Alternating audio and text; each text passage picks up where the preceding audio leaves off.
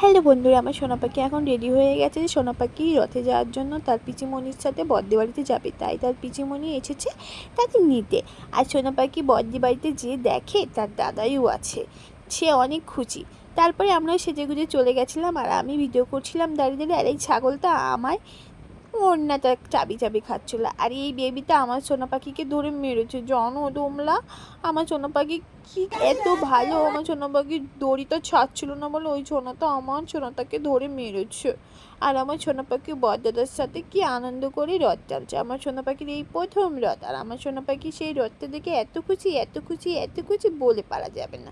সে বড়দিদির সাথে আর বম্মার সাথে মারামারি করছে, মারামারি করতে করতে করতে করতে সে রথ টানছে আর নাচু নাচু করছে, সুন্দর করে নাচু নাচু করছে সোনা পাখি। আমার সোনা পাখি যদি হাঁটতে জানতো তাহলে যে কী করতো তার ঠিকই ছিল না। প্রথম রথটা আমার সোনা পাখি এত মিষ্টি করে কাটিয়েছে সেটা বলেই বোঝানো যাবে না।